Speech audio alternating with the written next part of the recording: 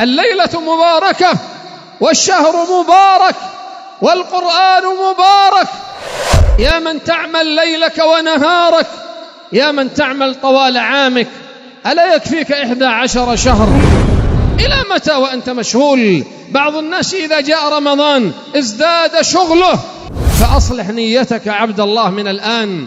إن أحياك الله إلى رمضان أن تقبل على الله، وأن تترك كل الأعمال التي تزاولها إلا ما لا بد منه. تصور الملائكة ينزلون وبعض الناس يلعبون، إما على الألعاب والملاهي والمحرمات، وإما على الفواحش والفجور. تتنزل ملائكة الرحمن وينزل معها جبريل الأمين. ينزل جبريل عليه الصلاة والسلام وأنت غائب عن المساجد، تنزل ملائكة الرحمن فينال أهل الإيمان ما ينالون من النعيم في دعاء الله عز وجل. ليلة العمل فيها خير من العمل في 1000 شهر. انظر هل أنت ممن يحرم في تلك الليالي العظيمة؟ يا أيها الناس، شهر رمضان جعله الله عز وجل شهر القرآن، ففيه أنزل في ليلة القدر.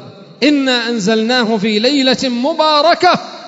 الليلة مباركة والشهر مبارك والقرآن مبارك. كل هذا الخير في شهر رمضان، فأين المستعدون للأعمال الصالحة؟ أين المشمرون عن ساعد الجد؟ أين المقبلون على طاعة الله عز وجل؟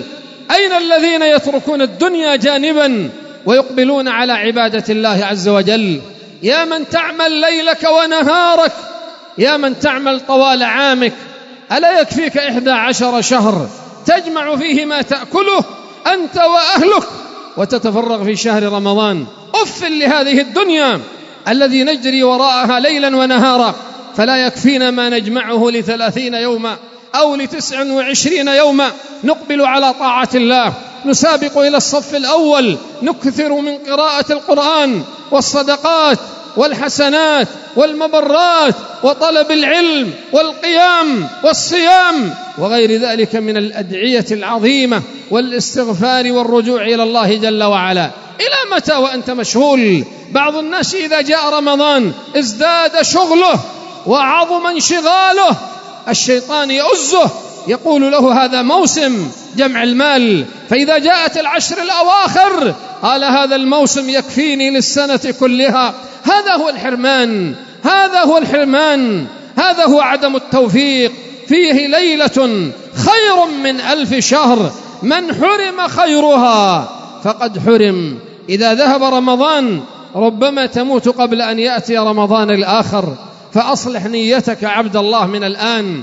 إن أحياك الله إلى رمضان أن تقبل على الله، وأن تترك كل الأعمال التي تزاولها إلا ما لا بد منه، تقبل على المسجد، تقبل على الطاعة، لعل الله أن يصلح قلبك ويجلو عنه الران الذي قد قطاه من الذنوب وهكذا غمره بالسيئات.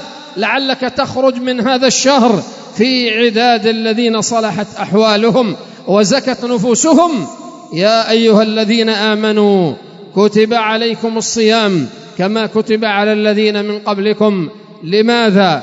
لعلكم تتقون. فليس المراد الظمأ والجوع ولا نحالة الأجسام ولا الكف عن الطعام والشراب، ولكن المقصد الأعلى والأسمى أن نحصل على طاعة الله عز وجل، وأن نتلذذ بهذه العبادة، وأن نستشعر أننا قائمون بما أوجب الله علينا، فنحتسب الأجور والثواب.